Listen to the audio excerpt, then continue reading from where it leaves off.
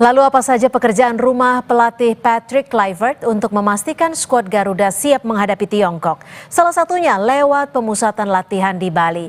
Kita bahas bersama analis sepak bola, sudah ada Bung Kusneni dan mantan pemain timnas Indrianto Nugroho atau yang biasa saya sapa dengan Coach Nunung. Selamat petang Bung Kus dan juga Coach Nunung, terima kasih sudah berbagi waktu di Kompas Petang.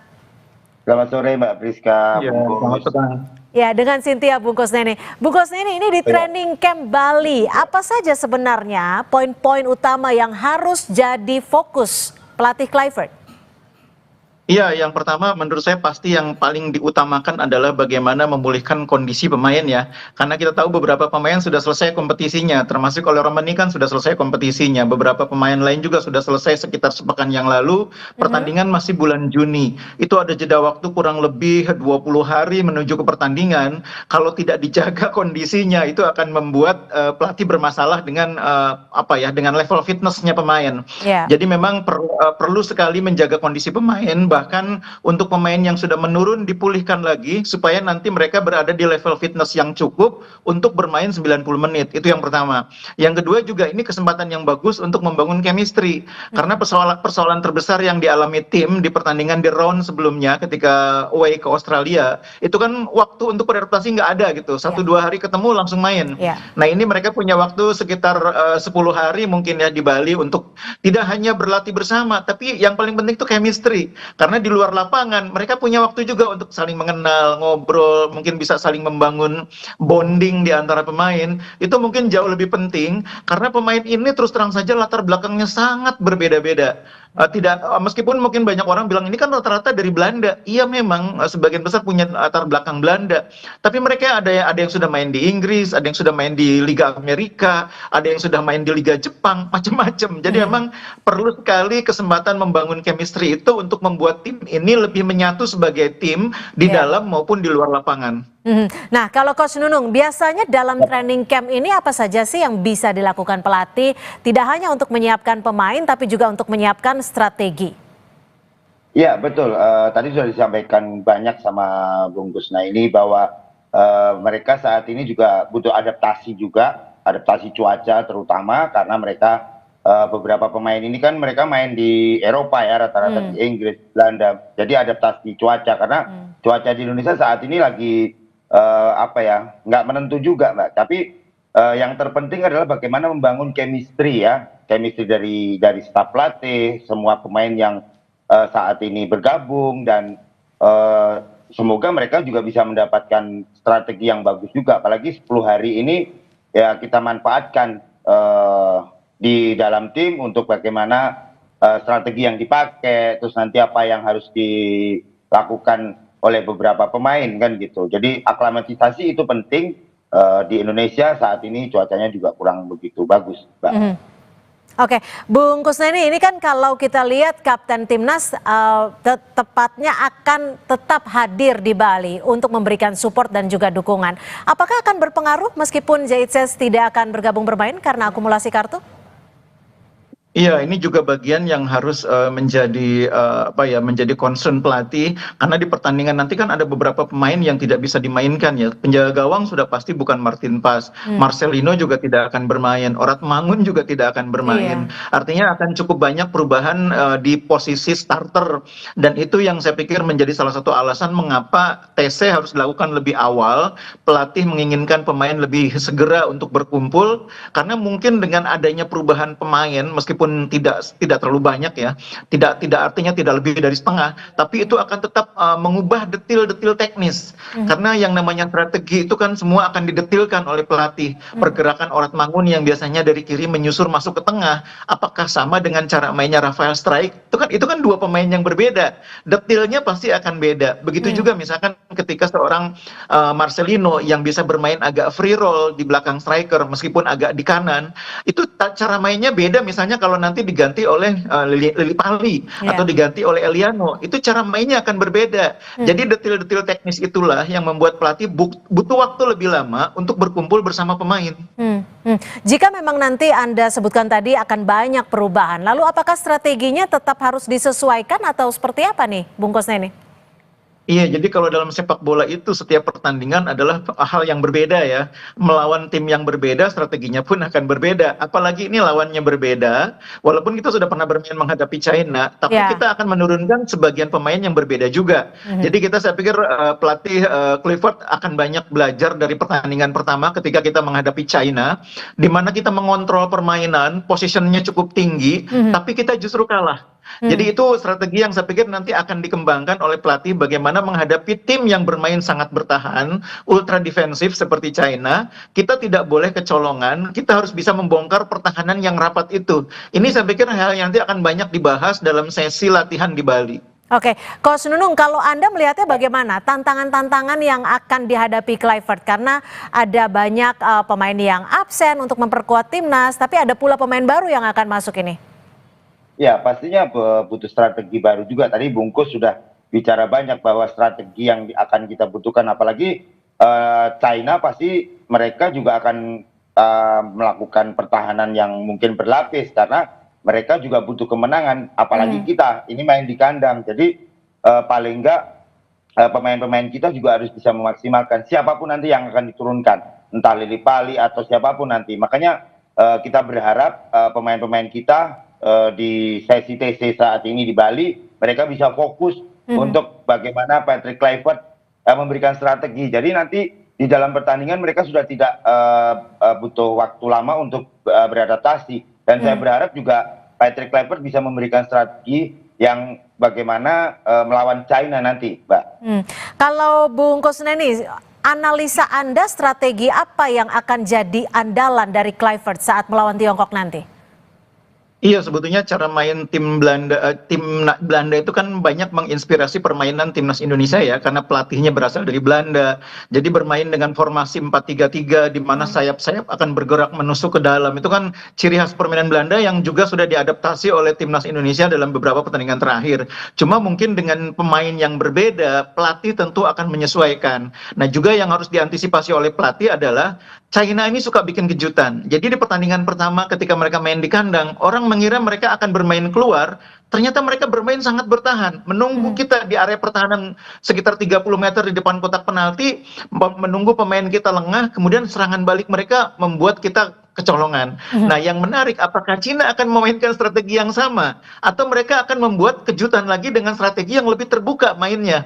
Ini kan semua harus disiapkan antisipasinya. Ada rencana A, rencana B. Rencana A kalau Cina bermain seperti di laga sebelumnya, rencana B kalau Cina justru bermain sebaliknya, lebih ofensif. Rencana C mungkin kalau Cina bermain dengan kombinasi gabungan dua taktik itu. Jadi rencana ABCD-nya itu harus disiapkan betul oleh pelatih dan semua itu harus diterapkan dalam latihan. Kalau kita menggunakan rencana A, latihannya begini, rencana B begini, semua kan pasti akan didetilkan dalam latihan. Makanya kalau saya sih menarik untuk melihat bagaimana sesi latihan di Bali nanti, di samping soal bagaimana pemain membangun chemistry, bagaimana menyamakan level fitness pemain, strategi itu nanti akan sangat penting juga. Oke, Coach Nunung, lalu apa yang harus diwaspadai dari pola-pola permainan Tiongkok nih, Coach? Ya, itu tadi sudah disampaikan Bung Kusnaini bahwa ya kita harus melakukan kontra strategi yang akan dilakukan oleh China. Ya salah satunya mungkin akan menyerang total, tapi juga kita tidak boleh gegabah juga karena di pertandingan leg pertama kita melakukan hal yang sama juga. Ternyata China lebih bertahan untuk melakukan counter. Nah, sekarang tinggal bagaimana memanfaatkan waktu yang ada ini. Patrick Kluivert bisa memberikan strategi lagi apa yang harus dilakukan. Tadi sudah disampaikan juga Bungkus bahwa plan A, plan B, plan C itu harus jelas. Jadi nanti pemain sudah tinggal menjalankan di latihan dan di pertandingan itu sama. Jadi plan A-nya seperti apa, plan B seperti apa, plan C seperti apa. Apa yang dilakukan China pasti ada lah nanti kontra strateginya Patrick Kluivert untuk melawan China, Mbak. Bung Kusneni, lalu menurut Anda, apakah seorang Kluivert sudah menyiapkan plan A sampai D yang Anda sebutkan tadi? Tapi usai jeda, kami masih akan kembali. Tetap bersama kami di Kompas Petang.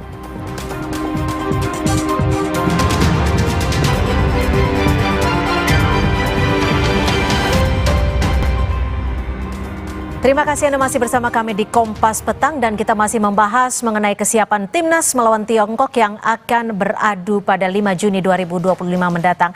Saya akan kembali ke Bung Kusneni. Persiapan-persiapan dari Kluivert dari pola A sampai D menurut Anda sudah disiapkan oleh pelatih?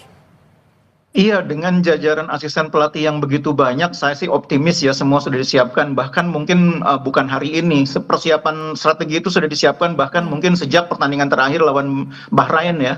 Alex Pastur dan jajaran pelatih yang lain, Dani Lansat dan sebagainya itu sudah mulai mereka-reka pemain yang akan bisa disiapkan untuk lawan Bahrain itu A, B, C, D, E, F dan seterusnya.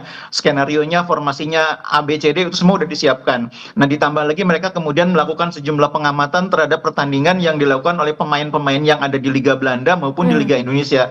Jadi saya sih optimis semua sudah disiapkan dengan baik. Harapan terbesarnya adalah semua pemain bisa datang ke Jakarta nanti dalam kondisi yang baik, tidak ada yang cedera, level kebugarannya pun semua dalam keadaan yang baik, sehingga pelatih bisa menurunkan skuad terbaik. Karena kalau kita tidak punya skuad terbaik, Cina juga nggak boleh diremehkan. Cina itu dalam beberapa pertandingan terakhir perkembangannya cukup baik.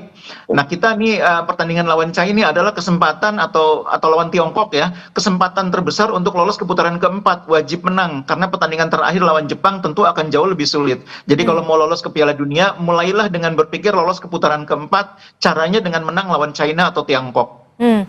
Coach Nunung, kenapa harus dipilih training camp di Bali, padahal permainannya ataupun duelnya itu akan berlangsung di Jakarta?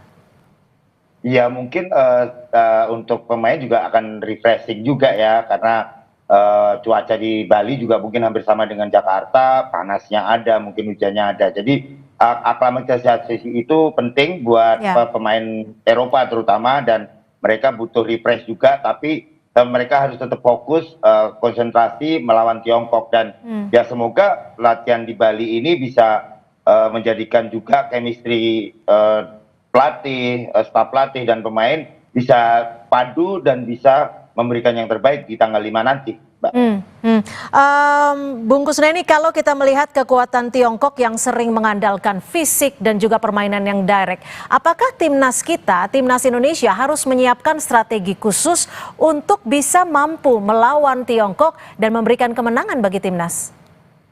Iya, dalam beberapa pertandingan terakhir termasuk waktu lawan Indonesia, memang strategi permainan Tiongkok atau China ini kan lebih banyak mereka defense counter ya, mereka bertahan dengan rapat di belakang lalu serangan balik. Nah ini juga udah dialami oleh timnas Indonesia ketika mereka kecolongan 2 gol ya. Mudah-mudahan itu semua sudah dipelajari. Jadi mungkin kalau strategi khusus sih pelatih saya pikir semua sudah paham lah bagaimana mengatasinya. Tinggal bagaimana detailnya. Pemain China yang melakukan serangan balik itu kan biasanya pemain depannya, dua sayapnya kiri kanan. Nah pemain kita yang nanti harus waspada terhadap pergerakan dua sayap China ini siapa? Pelatih harus mendetilkan dalam latihan. Saya sih optimis semuanya sudah diantisipasi oleh pelatih, karena kali ini keberuntungan bagi pelatih kita adalah waktu persiapan panjang. Ada TC dulu di Bali. Yang kedua, mereka sudah bisa mengevaluasi pertandingan sebelumnya waktu kalah lawan China. Jadi dua keberuntungan itu akan membuat kita bisa lebih siap menghadapi China. Tidak ada lagi hal-hal yang membuat kita terkejut, tidak ada lagi hal-hal yang membuat kita kaget, sehingga akhirnya kita tidak siap. Kali ini saya yakin pasti siap. Coach Nunung, kalau menurut Anda melihatnya kansnya seberapa besar sih Indonesia bisa menaklukkan Tiongkok? Dengan persiapan yang tadi sudah Bungkus bilang bahwa persiapan kita ada 10 hari dan chemistry pemain juga semoga bisa cepat padu, dan ya optimis Mbak, karena dukungan supporter, dukungan masyarakat sangat penting buat lawan Tiongkok. Dan saya berharap pemain juga sudah cepat adaptasi dengan cuaca terutama, dan semoga di sisa latihan atau sisa pertandingan ini mereka bisa cepat bisa strategi bisa berjalan dengan baik, Pak. Bung Kusneni, dari kualitas pemain dan juga skuad timnas, apa yang sekiranya bisa di-upgrade ataupun bisa ditambahkan agar pola permainan kita bisa jauh lebih baik dari pertandingan-pertandingan sebelumnya? Iya, yang biasanya kurang dari kita ini adalah elemen kreativitas di depan ya. Kita selama ini bermasalah dengan posisi striker, kita sekarang sudah punya Ole Romeni, seorang pemain yang punya kualitas cukup bagus sebagai striker. Nah, sekarang tinggal ditambahkan elemen kreativitasnya, kemampuan kita menciptakan peluang-peluang yang membuat Ole ini bisa melakukan finishing ya. Nah, sayangnya memang Moratmangun dalam keadaan yang kita butuhkan ini tidak bisa bermain karena faktor kebugaran dan sebagainya gitu ya. Tapi kita masih punya Lili Pali, pemain yang sangat berpengalaman, yang mudah-mudahan kondisinya juga cukup bugar ya. Kemudian kita juga masih punya pemain-pemain yang lain yang punya pengalaman banyak seperti Rafa Struijk, Eliano, ditambah lagi ada Egy Maulana yang sedang sangat berkembang penampilannya di kompetisi Liga 1.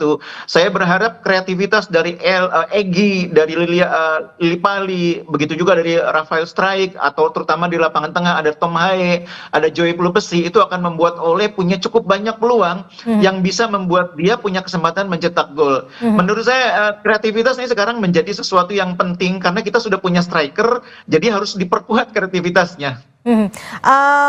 Coach, kalau kita mencoba menganalisa lawan, sekiranya apa kelemahan dari Tiongkok yang bisa dijadikan keunggulan bagi timnas Indonesia? Iya, sebenarnya kelemahan dari Tiongkok terutama di sisi back ya, kemarin kan kita bisa memanfaatkan momen itu gitu, makanya di back kanan, back kiri terutama kita bisa manfaatkan, apalagi pemain-pemain kita punya kecepatan.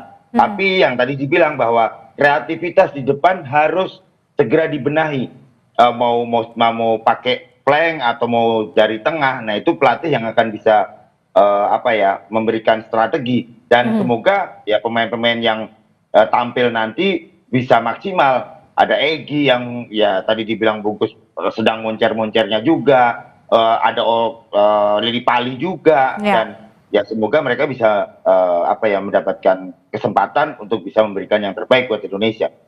Oke, baik. Mudah-mudahan ini tanggal 5 Juni 2025 mendatang menjadi nilai baik bagi timnas Indonesia dan juga bisa memenangkan laga. Terima kasih sekali lagi Coach Nunung dan juga Bungkus Suneni sudah berbagi perspektif di Kompas Petang. Selamat sore. Terima kasih.